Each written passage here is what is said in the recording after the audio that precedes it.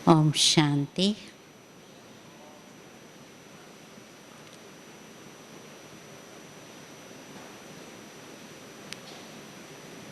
You getting translation?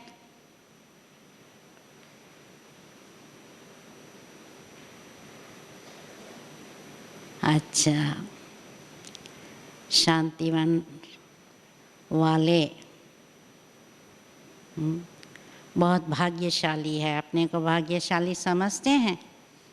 हाँ, क्यों विशेष भाग्य है आपका?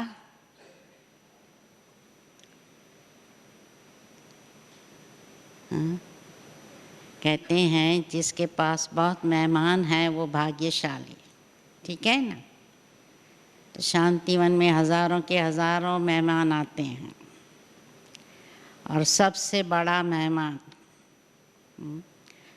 भगवान भी साल में 10 बार आते हैं, ठीक है ना। तो शांतिवन वाले तो सन्मुख मुरली सुनने का भाग्य पाते हैं। कोई भी एक भी टाइम मिस नहीं करता होगा ना। कोई मिस करते हैं? हाँ, कहाँ कहाँ से पहुँच जाते हैं। और स्पेशली कईयों ने मकान लेके रखे हैं। साल में 6 मास दूसरे शहर में रहेंगे, 6 मास यहाँ रहेंगे, ऐसे भी है ना।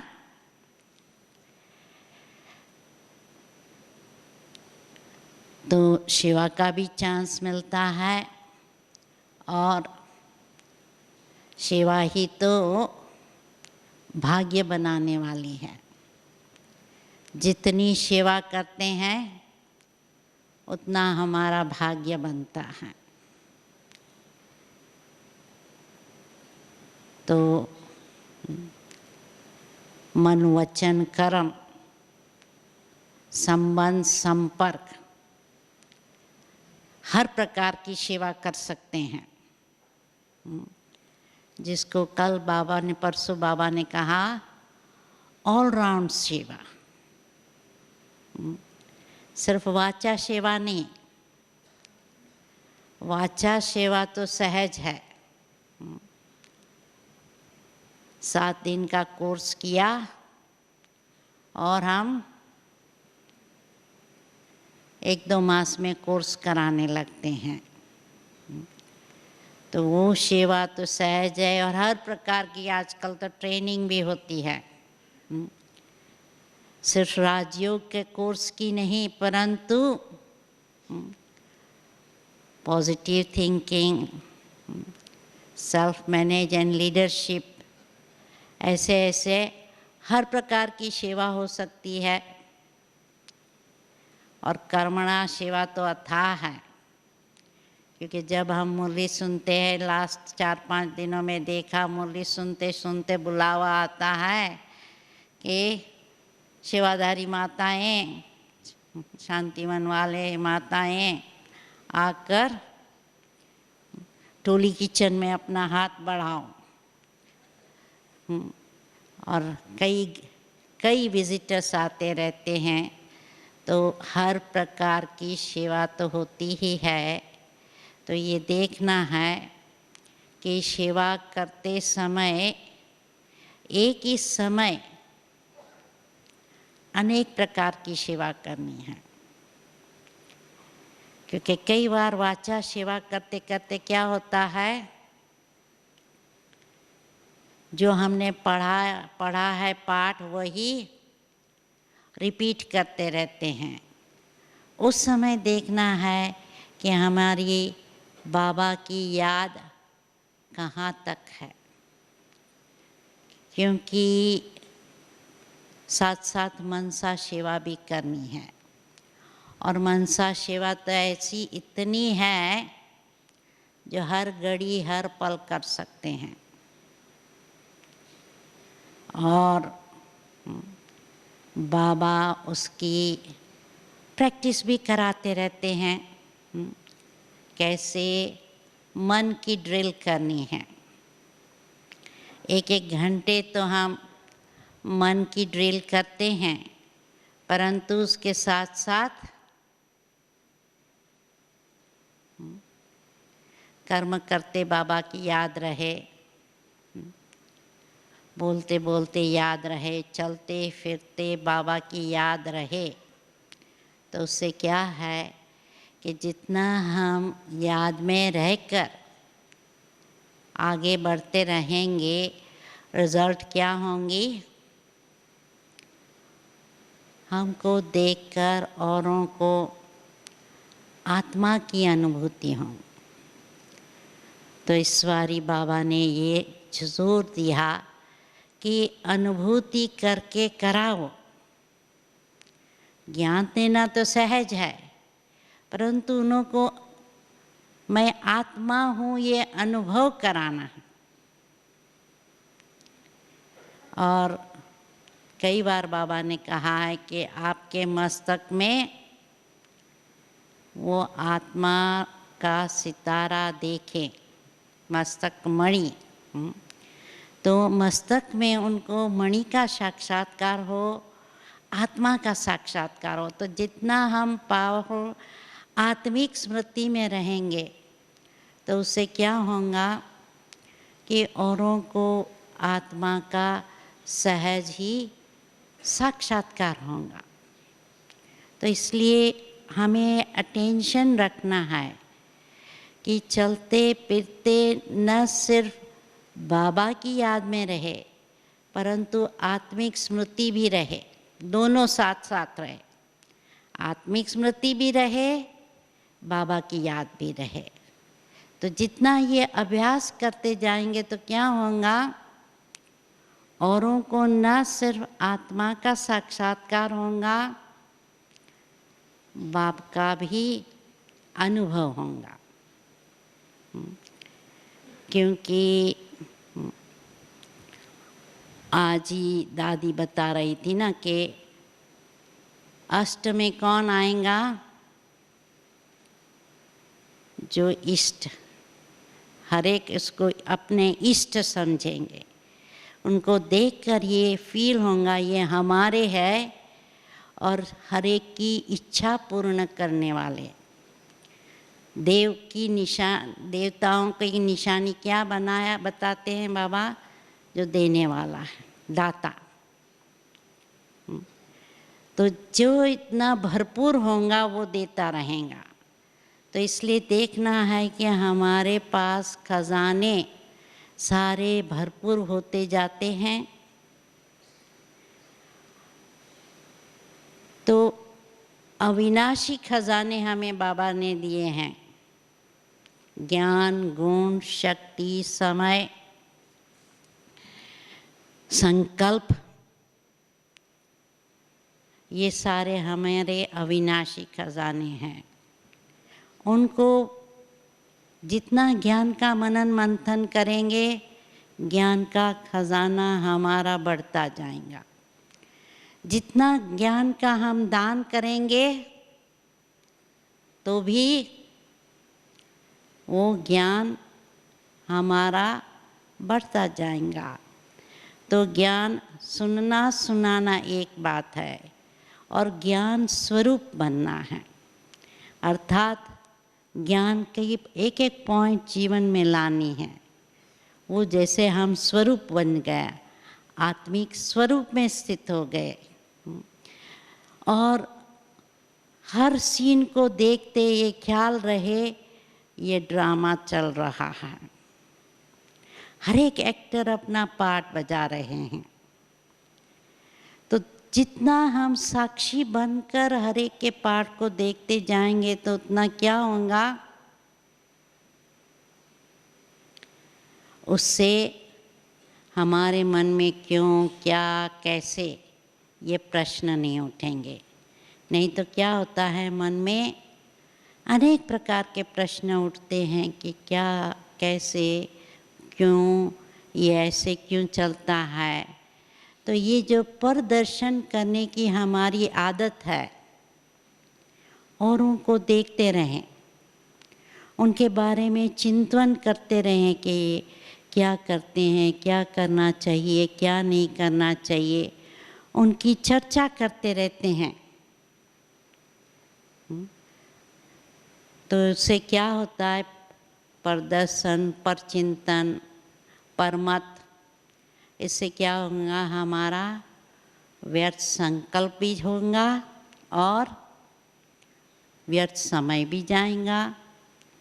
और उसके साथ साथ यदि हम दुख लेते हैं, कई बार ऐसी भी सीन होती है ड्रामा की, एक अन्य एक्टर का पार्ट देकर हम दुख उठाते हैं कि भाई हम उनको मिलने जाते हैं, वो हमारे से प्रेम से मिलते नहीं हैं, हमारा जैसे कि सत्कार नहीं करते हैं, तो क्या हो जाता है, दुख हो जाता है। तो उससे क्या हुआ,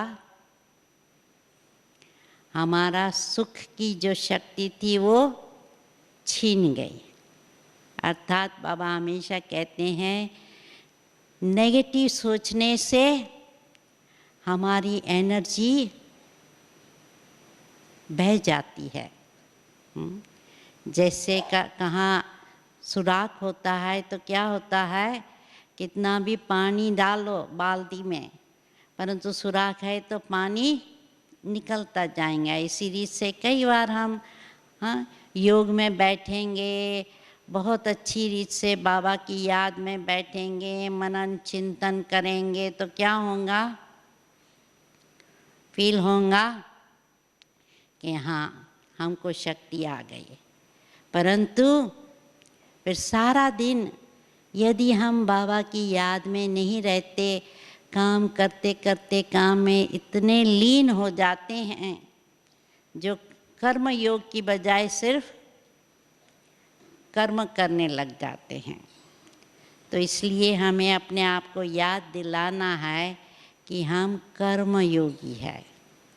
कर्म करते करते बाबा की याद रहे ताकि हमारा डबल भाग्य बने। यदि बाबा की याद में बाबा अर्थ हम कार्य करते हैं तो क्या हो गया, ये एक हमारा सत्कर्म हो गया, जिससे हमारा भाग्य भी बनता है और जितना हम औरों को सुख देंगे उतना क्या होगा, हमको दुआएं मिलती रहेंगी। तो आजकल बाबा ने ये इस पर बहुत बहुत ज़ोर दिया कि सबकी दुआएं लेते रहो, सबको सुख देते रहो। आज के भोग के मैसेज में भी बताया ना कि हर एक के प्रति हमारा इतना शुद्ध व्यवहार हो, शुभ भावना हो कि हमारा मन वचन कर्म इतना श्रेष्ठ हो जो हम उनको सुख देवे, हमारे द्वारा किसी को दुख ना मिले।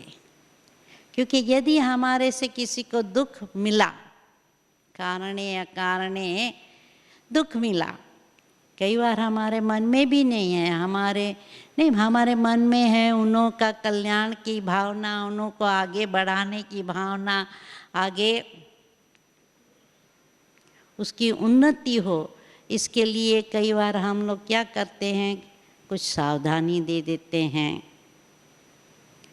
और उनका यदि नाजुक स्वभाव होगा तो क्या करेंगे, वो दुख पाएंगे।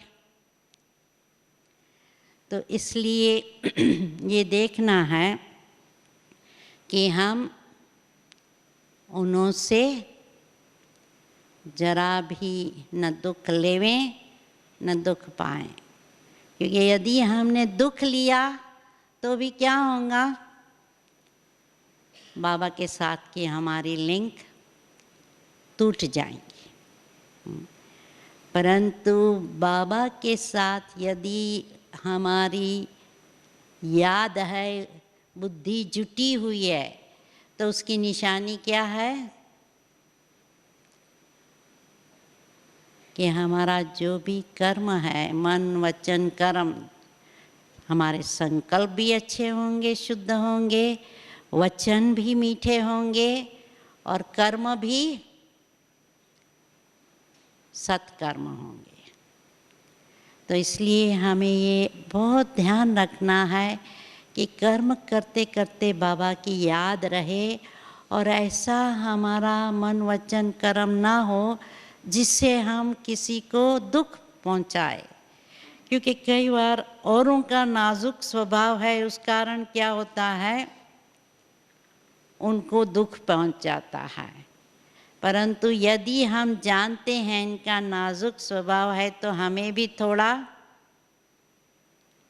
सोच समझ कर बोलना है। ऐसा सोच समझ कर बोलना है, सोचना है जो उन्हों को हम दुख ना पहुंचाए। तो इसलिए देखना है कि हमारे नेगेटिव संकल्प बोल कर्म ना हो, परंतु हमारे कर्म है, वचन है, संकल्प है, सब श्रेष्ठ हो। क्योंकि जितना श्रेष्ठ संकल्प होगा उतना वचन भी श्रेष्ठ होगा, उतना कर्म भी हमारा श्रेष्ठ होगा। तो इसलिए मन वचन कर्म पे बहुत हमें ध्यान देना है कि किसी भी प्रकार से हम अपना समय और शक्ति को व्यर्थ नहीं गंवाते हैं। कई बार ये होता है कि अज्ञानियों के साथ तो हम थोड़ा सोच समझ करके बोलते हैं, उनके प्रति जैसे हमारे प्रति नेगेटिव भाव कम होता है, क्योंकि अपेक्षा नहीं रहती है, समझते हैं अज्ञानी है ना, हाँ तो अज्ञानी है तो ऐसे ही काम करेंगे, तो इसलिए हम वो जो है जैसे है हम स्वीकार कर लेते हैं। परंतु ज्ञानियों के साथ अपेक्षा रहती है कि ये ज्ञानी है, उनका बोलना करना चाल चलन सब दैवी हो, और नहीं देखते हैं कि वो दैवी चलन है, तो फिर क्या हो जाता है हमारे मन में कभी नफरत घृणा ऐसे भाव आ जाते हैं। तो उससे क्या होता है हमारे विकर्म होते हैं। और इतने तक कि बाबा कहते हैं ऑर्डिनरी कार्य भी नहीं करो, ऑर्डिनरी भी नहीं सोचो, क्या खाना है, क्या पीना है, क्या पहनना है, कहाँ जाना है, कोई क्या कर रहा है, क्या नहीं कर रहा है, ये हमारे जो ऑर्डिनरी संकल्प चलते हैं साधारण, वो भी ना हो। हमारे संकल्प बोल कर्म सब श्रेष्ठ हो, तभी तो हम अपना भाग्य बनाएंगे, औरों से दुआ लेंगे और हमारे में शक्तियाँ जमा होती जाएंगी। तो इसलिए ये हमें बहुत ध्यान रखना है कि जैसे हम चालू रीति से हम अपना चलन चलते हैं वो ना चले, क्योंकि पुरानी आदत पुराने संस्कार के अनुसार हम कई बार चलते रहते हैं। विशेष कुछ हम देखते हैं कि चलो कोई भी पर्व आया तो सामाजिक रीति से हम सोचेंगे चलो हमको बहुत अच्छा भोजन बनाना है, दिवाली आती है, कितना समय हम भोजन बनाने में लगाते हैं, कितने प्रकार की वानियाँ बनाते हैं, अनेक प्रकार की बनाते हैं, वैरायटी भोजन बनाते हैं और उसमें कितना टाइम लगाते हैं। तो ये भी देखना है कि जो हमारा समय है वो सार्थक गया। कई बार हम पुरानी आदत के वश कहेंगे 6 घंटा सोना तो हमारे लिए काफ़ी नहीं है, हमको 8 घंटा सोने की आदत है, हम ज़रूर 8 घंटा सोएंगे, नहीं सोएंगे तो समझेंगे कि चलो हम थके हुए हैं। दूसरे दिन कहेंगे हमने ठीक आराम नहीं किया है, हम फ्रेश नहीं हैं। तो ये देखना है कि बाबा कहते हैं 6 घंटा रात को इनफ है, दिन में आधा घंटा घंटा काफ़ी है। उससे ज़्यादा यदि हम सोते हैं तो क्या हुआ, वो भी हमारा समय व्यर्थ गया। कई बार बोलने में भी जो ज्ञान हम कोर्स पौने घंटे में दे सकते हैं, क्योंकि वास्तव में ये नियम है कि हमें 45 मिनट में कोर्स कराना है, 10 मिनट योग कराना है, 1 घंटे का कोर्स है। परंतु कई लोग क्या करेंगे, 1.5 घंटा 2 घंटा बोलते ही रहेंगे। तो उससे क्या हुआ, कितना समय व्यर्थ गया, आधा घंटा व्यर्थ गया ना, पौना घंटा ज़्यादा ले लिया ना। और कईयों को फिर ऐसी भी आदत होती है कि एक ही बात है ना, बहुत लंबी चौड़ी विस्तार करके सुनाते हैं। बीच में बाबा ने कहा ना कि जैसे कि रामायण की कथा करते हैं ना, तो रामायण की कथा को दिलचस्प बनाने के लिए फिर जो कथाकार होते हैं उसको संवाद के रूप में कितनी बढ़ा के चढ़ा के करते हैं ताकि इंटरेस्टिंग हो। इसी से कईयों को ये भी आदत होती है, कोई भी बात है उसको बहुत विस्तार करेंगे या कई बातें रिपीट करते रहेंगे, तो उससे क्या होगा, वो भी हमारा भी टाइम वेस्ट हो जाएगा, औरों का भी टाइम वेस्ट हो जाएगा। इसलिए बाबा हमेशा कहते हैं समय की बचत करो, अपनी शक्ति की बचत करो। जो समय ज़रूरी नहीं जहाँ भी बिताना वहाँ नहीं करो। शादी है, कुछ पार्टी है, वहाँ भी बाबा कहते हैं यदि सेवा है तो जाओ, ऐसे नहीं कि व्यवहार है इसलिए जाना ही है। ऐसे सोचकर कई बार हम हर प्रसंग पर अपनी हाज़िरी देते हैं। तो ये भी हमको सोचना है कि अभी हमारा सब कुछ अलौकिक हो, हमारा रीति रस्म रवाज सब अलौकिक हो, ना कि जैसे लौकिक रीति से हम चलते आए वैसे चलते हैं।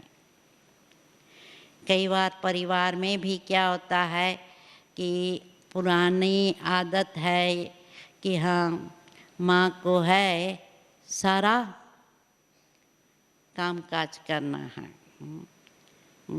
खाना भी पकाना है, कपड़े भी धुलाई करने हैं, बर्तन भी साफ़ करने हैं, और फिर नौकरी भी करना है, बच्चों को भी संभालना है। और विदेश में तो देखा गया है कि माताओं को रिपेयरिंग भी करना पड़ता है, कभी घर को पेंटिंग करना है, कुछ रिपेयरिंग करना है, शॉपिंग करना है, सब कुछ माताएं करती हैं। तो ये जो पुरानी रस्म है, कभी कभी क्या होता है कि बच्चे बड़े हो जाते हैं तो भी अपना हाथ नहीं बढ़ाते हैं काम करने में। और कई परिवार में ऐसी आदत होती है कि भाई लोग हैं वो टेबल पर बैठेंगे, उसको हाथ में सब कुछ चाहिए, गरम गरम चपाती चाहिए, उसी समय सब कुछ गरम खाना करके देना पड़ता है ताकि जिस समय चाहे ब्रेकफास्ट का टाइम है, चाहे लंच का टाइम है, चाहे डिनर का टाइम है, सब समझेंगे उस समय बीबी को घर में ही रहना है। तो यदि पति है वो चलो ज्ञान में पति पत्नी भी है, तो पति तो अपना आराम से क्लास करके आएगा, परंतु पत्नी को घर में रहकर सब कुछ काम करना है तो क्या हो जाता है, पुरानी रीत रस्म अनुसार फिर बहनों को पढ़ाई का चांस नहीं मिलता है या सेवा का चांस नहीं मिलता है। तो ये भी देखना है कि अब परिवार में हर एक को मिलजुल कर काम करना है, सेवा में हाथ, घर काम में भी हाथ बढ़ाना है। और बाबा कहते हैं यदि बच्चे बड़े हो गए हैं तो माता को छुट्टी दे दो, जाकर कभी सेवा करके आवे, इधर उधर जावे सेवा करें। ऐसे नहीं कि जो माता है वो घर में ही बंधी रहे। तो इसलिए ये देखना है कि हर एक कार्य अभी हमारा रस्म रवाज सब अलौकिक हो, ताकि पढ़ाई में, सेवा में हर एक को चांस मिले। तो इसी रीत से जितना हम अपना समय शक्ति को अपना मूल्य खजाना समझेंगे, उतना क्या होगा, उसकी बचत कर सकेंगे और व्यर्थ बातों में गंवाएंगे नहीं। नहीं तो क्या होता है कि कई बातें नहीं, पुरानी घटना घट गई, कुछ गड़बड़ी हो गई, परंतु हम गड़बड़ी होने के बाद हम उस बात को छोड़ नहीं सकते। घड़ी घड़ी मन में याद आता है, ये हुआ, ऐसे हुआ, इसने ऐसा किया, ऐसा नहीं करना था। तो इसको बाबा क्या कहते हैं कि माया को खातरी करते हैं। दीदी जी कहती थी जब चोर आता है तो चोर की हम क्या खातरी करेंगे, उनको लाठी दे के भगाएंगे ना।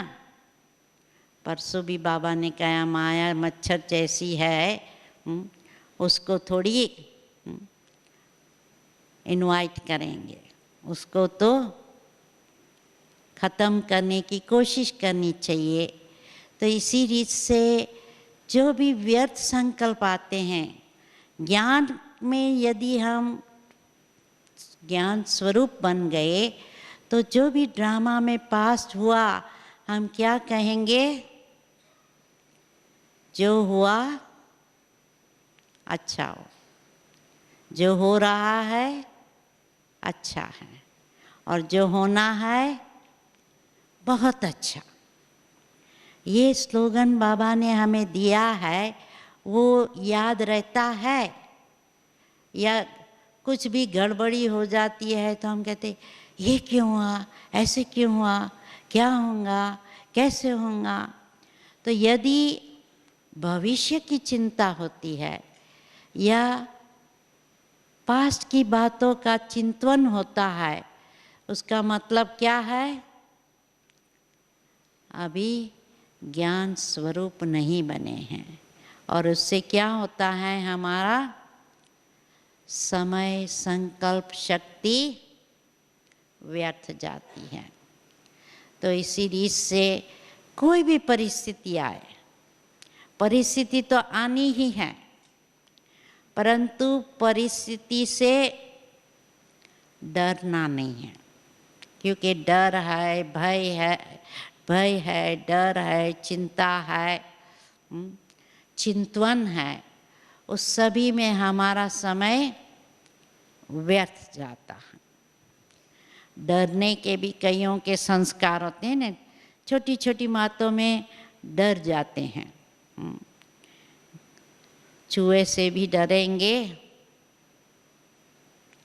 मच्छर से भी डरेंगे और कॉकरोच से भी डरेंगे। तो देखकर उसके पीछे ही संकल्प चलता रहेगा, वो कहाँ जा रहा है, कैसे जा रहा है, क्या कर रहा है, बाबा की याद भूल जाएंगी। तो इस समय हमको देखना है कि बाबा को हमारा साथी बना कर रखना है। जितना हम बाबा को अपना साथी बनाएंगे तो क्या होगा? साथी को साथी बनाने से डर नहीं रहेगा, क्योंकि बाबा जो सर्वशक्तिवान है वो हमारा साथी है, तो कभी हम डर सकते हैं क्या? जैसे किसी के साथ पुलिसमैन चल रहा है, उसके पास हथियार है, तो वो डरेगा क्या? तो इस रीति से देखना है कि हमें बाबा को हमेशा अपना साथी बनाना है, बाबा की छत्र छाया में रहना है, तो हम अपने आप को सदैव सुरक्षित समझेंगे। फिर हमको भविष्य का चिंता नहीं होगा कि कोई हमारे ऊपर हमला करेगा, ऐसा डर नहीं रहेगा। हमला करने वाले भी हमारे से डर हो जाए, साथी को देखकर डर जाए, ऐसा होना चाहिए। क्योंकि कई बार देखा गया है कि जो जो भाई बहनें हैं बाबा की याद में आगे बढ़ते हैं तो क्या होता है, औरों को भी उससे देवी की भाषा आती है और वो उसको पूजनीय समझेंगे उसके ऊपर हमला करने के बजाय। जैसे आज देखते हैं कि देवी देवताओं की मूर्ति कितनी खूबसूरत है ना, मूर्तियाँ, पिक्चर कितने खूबसूरत है, उनका चेहरा कितना आकर्षित है, परंतु किसी को उनके सामने अपवित्र ख्याल आता है, उनको टच करें या उनको गले लगाएं, ऐसा कभी कोई किसी को ख्याल आता है? नहीं, यही ख्याल आता है कि ये इनसे हम आशीर्वाद लेवें।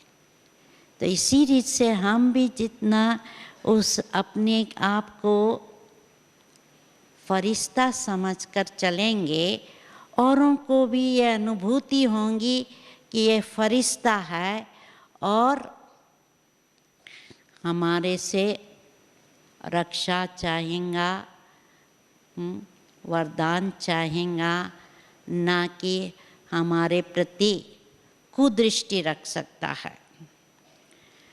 तो इसलिए हमारी स्थिति से हम परिस्थितियां पार कर सकेंगे। परिस्थितियां जरूर आएंगी, बाबा के बच्चे बने हैं ऐसे तो नहीं समझना कि बाबा के बच्चे बन गए तो हमारा रास्ता क्लियर हो जाएगा। और भी विघ्न आते हैं। जैसे बाबा के बने, सबसे पहला तो विघ्न आएगा परिवार से, कि परिवार सोचेगा कि ये क्या, हमारा परिवार वाले अभी साधु बन गए, सन्यासी बन गए, हमको छोड़ देंगे। परंतु जितना हम अपने विचारों पर, अपनी रीत रस्म पर, ब्राह्मण रस्म पर पक्के रहेंगे, उतना क्या होगा, और लोग हैं वो धीरे धीरे, टाइम लगता है, रिगार्ड देंगे। शुरू में हमारी जो बहनें थी उन्हों को परिवार वाले ताले में बंद करके रखते थे। शील बहन और क्वीन मदर आदि को 7 तालों में बंद करके रखते थे, रात से बंद रखते थे ताकि वो सवेरे क्लास में ना जाए। तो वो परिस्थिति थी शुरू में 1936-40 तक की। परंतु वही उनके रिश्तेदार जो उनको ताले में बंद करते रहते थे, और 1970 में उसको नमस्कार करने लगे, रिगार्ड देने लगे, क्योंकि देखा इन्हों के जीवन में कितना परिवर्तन आया। इसी रीत से विदेश में भी देखा गया कि कई बार अपने परिवार के भांति, चाहे बीबी है चाहे बच्चे हैं, जब ज्ञान में आते हैं और उनका बोल चाल खान पीन बदल जाता है, रीत रस्म बदल जाती है, तो घर वालों को प्रश्न उठता है, माँ बाप ज्ञान में नहीं है, बच्चे ज्ञान में हैं, और लड़का लड़की जवान है, गर्लफ्रेंड बॉयफ्रेंड नहीं है, तो माँ बाप सोचते हैं कि ये क्या, उसको कोई गर्लफ्रेंड नहीं बॉयफ्रेंड नहीं, कुछ गड़बड़ी है क्या। या पति ज्ञान में नहीं है, पत्नी ज्ञान में है, और पत्नी कहती है अभी मुझे तो ब्रह्मचर्य व्रत का पालन करना है, तो पति कहेगा इसका तो दिमाग ही खराब हो गया है, उसको साइकोलॉजिस्ट के पास ले चलो, कुछ गड़बड़ी है, उसकी ट्रीटमेंट करनी पड़ेगी। तो जो ऐसा ऑपोजिशन करने वाले थे, सामना करने वाले थे, वो धीरे धीरे ज्ञान में आ गए। तो क्या है कि हमें कभी ये नहीं सोचना है कि जो विघ्न है वो सदा रहने वाले हैं। विघ्न आएंगे, परंतु बाबा ने कहा है हमें विघ्नों से मुक्त बनना है, विघ्न विनाशक बनना है। हमारी यादगार है गणेश, जिसको पूजा करते हैं लोग। तो विघ्न आएंगे, परंतु जितना हम, बाबा ने युक्ति बताई, दान देते रहेंगे, जितना हम दान देते रहेंगे उतना क्या होगा, महादानी वरदानी बनेंगे, विश्व कल्याणी बनेंगे। तो जो औरों की जो हमें दुआएं मिलती है वो हमें इतनी शक्ति देंगी जो विघ्न खत्म हो जाएंगे। तो इसलिए एक तो बाबा की याद से हमें शक्ति लेनी है, दूसरी हमें ज्ञान से शक्ति लेनी है। जितना ड्रामा पर अडोल रहेंगे, साक्षी बनकर रहेंगे, उतनी वो ज्ञान की शक्ति हमें परिस्थिति पार करने में मदद करेंगी। परिस्थिति को क्या क्यों करके बड़ा नहीं बनाना है, परिस्थिति को ऊंची स्थिति द्वारा देखकर उसको छोटा समझना है। जैसे आज हम हैं, हम पैदल जाते हैं तो क्या होगा, ये मकान कितना बड़ा लगेगा। अभी इसको हम हेलीकॉप्टर से देखेंगे तो कितना मकान छोटा लगेगा, और जितना विमान में ऊपर उड़ेंगे ये मकान देखने में भी नहीं आएगा ना, ठीक है ना। ये मकान देखने में भी नहीं आएगा, माउंट आबू भी नहीं देखने में आएगा, या आबू शहर भी देखने में नहीं आएगा। तो इसी रीत से हमारी जितनी ऊंची स्टेज होंगी उतना क्या होगा कि परिस्थिति हमें छोटी देखने में आएंगी। तो इसलिए बाबा कहते हैं राय का पहाड़ नहीं बनाओ, पहाड़ के राय बनाओ।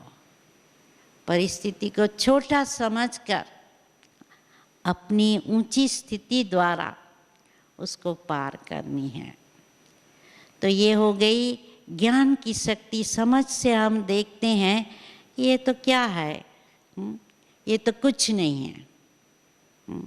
हमने कई बार ऐसी परिस्थिति पास की है, ये कोई पहली बार ही नहीं हमारे सामने समस्या आई है, कई बार आई है, हर कल्प आई है, और हर कल्प हम विजयी बने ही है। तो जितना ये ज्ञान हम बुद्धि में रख कर चलेंगे तो वो ज्ञान की शक्ति हमें परिस्थिति को पार करने में मदद करेंगी। फिर गुणों की शक्ति कैसे हमें यूज़ करनी है। तो कभी भी कोई भी हमें बदनाम करे, हमारे प्रति वैर भाव रखे, घृणा भाव रखे, तो उस समय हमें क्या करना है, जितना हम शांत स्वरूप में रहेंगे,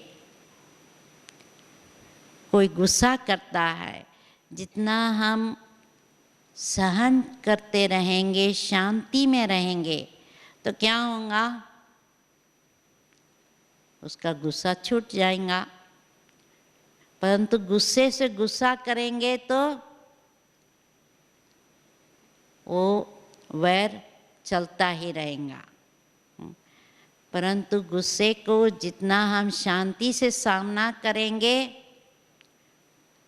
पार कर सकेंगे।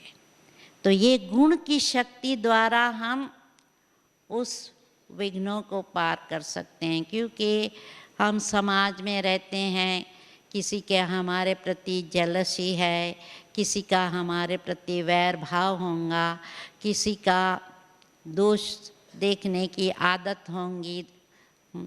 तो उस समय यदि हम अपने आप को शांति में रखेंगे तो उसका धीरे धीरे उसका जो भाव है बदलता जाएगा। नहीं तो यदि हम वो गुस्सा करने वाले से हम डरेंगे तो क्या होगा,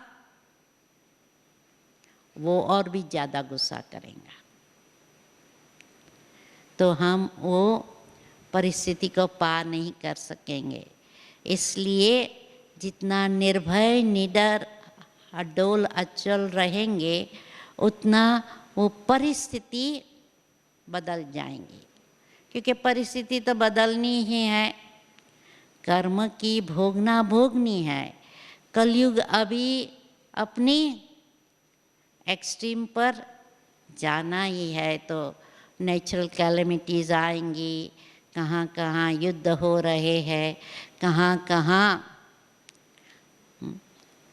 ये आतंकवादी टेररिस्ट अपना हमला करते हैं।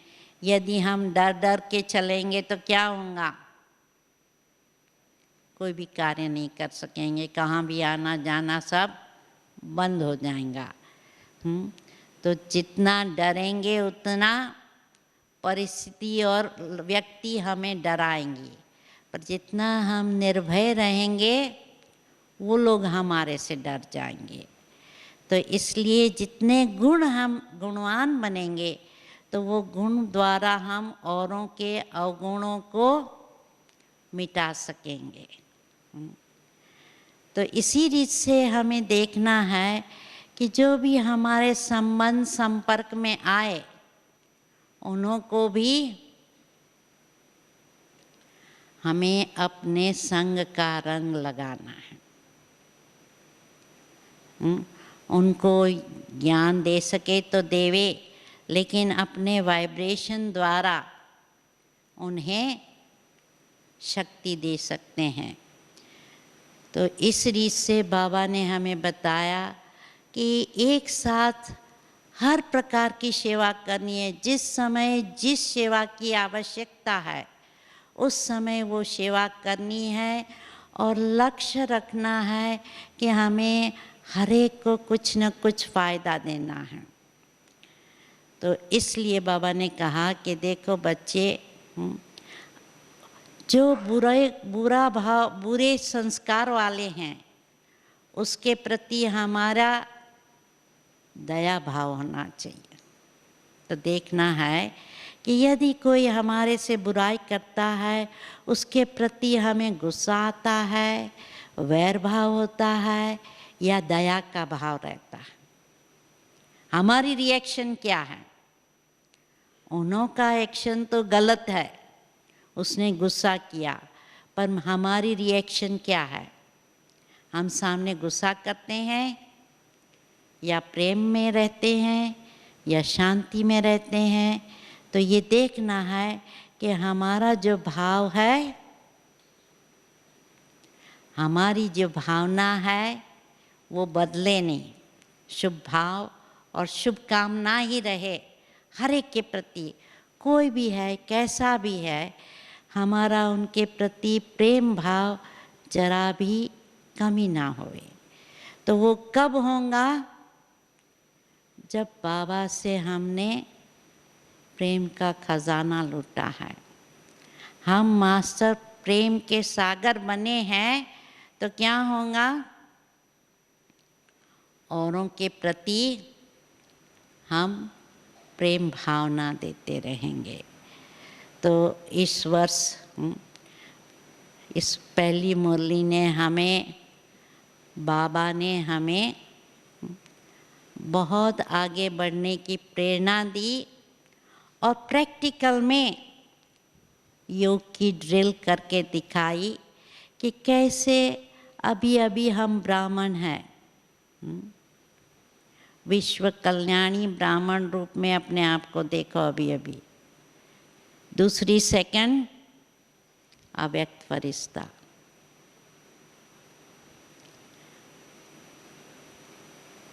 और नेक्स्ट मोमेंट मास्टर सर्वशक्तिवान बन के शक्तियों की किरणें देते रहकर विश्व सेवा करते रहे। तो ये बाबा ने फिर से याद दिलाया कि ये सेकंड की बाजी होनी चाहिए। प्रैक्टिस हमारी ऐसी हो, जिस घड़ी हम अपने मन को ऑर्डर करें कि अभी अव्यक्त फरिश्ता बन जाओ, अभी निराकारी स्थिति में रहो, तो एक सेकंड में हमारा मन जहाँ टिकाना चाहे वैसे हम टिका सके। और इसके लिए बाबा ने कहा साधारण पुरुषार्थ ना हो, अभी हमारा पुरुषार्थ तीव्र होना चाहिए। तो तीव्र पुरुषार्थी माना कि हमेशा हम उड़ते रहे। चलने का समय नहीं है, जंप लगाने का समय भी नहीं है। अभी समय कौन सा है? उड़ने का। तो इसलिए देखना है कि हम हर घड़ी उड़ती कला में है। तीव्र पुरुषार्थी माना बाबा की हर आज्ञा का पालन करने वाले, श्रीमत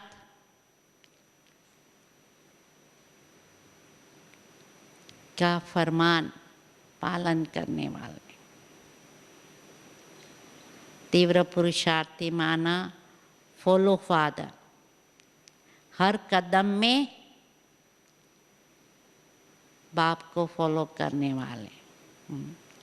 बहाना नहीं बताए क्या करे कैसे करे, ये तकलीफ़ है इस कारण मैंने गड़बड़ी कर दी, ये नहीं। परंतु जो संकल्प किया वही वचन, वही कर्म, और बाबा ने जो आज्ञा दी उसी को फौरन अमल में लाए। जैसे मम्मा थी, बाबा ने कहा और मम्मा कहती थी जी हजूर। कभी नहीं सोचा क्या करें कैसे करें, होगा नहीं होगा, नहीं, करना ही है, हो ही जाएगा। तो ये यदि हमारी बुद्धि में लक्ष्य है कि समय थोड़ा है और समय अनुसार अभी हमें अपनी उड़ती कला में उड़कर अपनी ऐसी ऊंची स्थिति बनानी है जो बाप समान हम जल्दी से जल्दी बन जाए। क्योंकि बाबा की यही हम बच्चों के प्रति आश है कि हम समान बन जाए और समान बनकर स्वराज्य अधिकारी बन जाए, क्योंकि जितना यहाँ स्व अधिकारी बनेंगे उतना भविष्य में राज भाग के अधिकारी बन जाएंगे। तो बाबा की सेवा तो करते ही रहना है, परंतु महादानी माना अपना बहुत चिंता नहीं करे, अपना बहुत ख्याल नहीं करे। जो बाबा से मिला है देते रहे, अपने लिए भी न समय रखकर औरों को देते रहने का लक्ष्य अपना पक्का रखे। उसको बाबा ने कहा महादानी, कि देते रहे, लेने की जरा भी इच्छा ना हो। और हर खजाना अब से भरपूर होंगे ना, जितना हम भरपूर होंगे, जिसको जो चाहिए जब भी चाहिए देते रहेंगे। कभी ऐसे नहीं सोचना है कि क्या करें, कैसे करें, कब करें, नहीं, करना ही है, होना ही है, होकर ही रहना है। तो जितना हमारा ये पूरा लक्ष्य होगा तो नेचुरली है लक्ष्य पूरा पक्का होने से हम लक्षण धारण कर ही लेंगे। तो बाबा के जो विशेष कार्य इस समय हुआ, तो इस समय विशेष जो पीस ऑफ माइंड रिट्रीट हुई 10 से 17 अक्टूबर ज्ञान सरोवर में, उस समय करीब 50 देशों से 225 मेहमान आए थे। और वो मेहमानों ने अपना 7 दिन में अच्छा ही अनुभव किया और अच्छी ही उनकी इच्छा थी कि हम यहाँ आकर बाबा से सब कुछ ले चले। तो भाई बहनों ने भी उन्हों को तैयार करके भेजा था, जिस कारण हिंदू थे, मुस्लिम थे, बुद्धिस्ट थे, क्रिश्चियन थे, एक क्रिश्चियन पादरी भी आया था। वो भी बाबा की प्यार में इतना खो गया, जो जब स्टेज पर उसको बोलने का अनुभव सुनाने का कहा तो उसके आँखों से आंसू आ गए। और नेचुरली है, जब कोई स्टेज पर आँखों में आंसू आ जाता है तो क्या होगा, हर एक की आँख में आंसू आ जाते हैं। तो कई है जिन्होंने अपना अनुभव रोते रोते सुनाया कि यहाँ हमको इतना प्यार मिला, कभी हमें लौकिक में भी इतना नहीं मिला। और नेचुरली है कि ज्ञान और अनुभूति तो हुई भगवान की, आत्मा की अनुभूति। कईयों ने ये भी कहा कि बाकी सब हमने सुना था, परंतु कभी हमने आत्मा के बारे में नहीं समझा था। और दादी ने हंस की बात बताई कि कैसे हमें हंस समान मोती चुगने हैं, तो कईयों को वो पॉइंट भी बहुत अच्छी लग गई। तो इस सीरीज से जो भी मेहमान आए थे उसमें से कई वायदा करके गए कि हम जब अपने देश में जाएंगे अभी रेगुलर पढ़ाई पढ़ने आएंगे, क्योंकि कई लोग काफ़ी वर्षों से संपर्क में थे, परंतु कारणे अकारणे क्लास में आना, मुरली सुनने आना उनके लिए थोड़ा मुश्किल था। परंतु यहाँ जब आए तो कई है 4 बजे दादी योग कराने आई, तो कई लोग 4 बजे योग करने भी आते रहे। तो इस सीरीज से बाबा के पास जो आते हैं वो तो अनुभूति करके जाते हैं, परंतु ईश्वरी बाबा ने उस पर जोर दिया कि हर एक को अनुभवी मूर्त बनकर औरों को हर बात का अनुभव कराना है। तो जितना हम बाबा की याद में रहेंगे तो नेचुरली है अनुभूति होती ही रहेंगी। तो अभी हम बाबा की याद में बैठेंगे और ट्रैफिक कंट्रोल के बाद विदेशी थोड़ा बैठे रहेंगे, बाकी शांतिवन वाले बल जाएंगे। ओम शांति।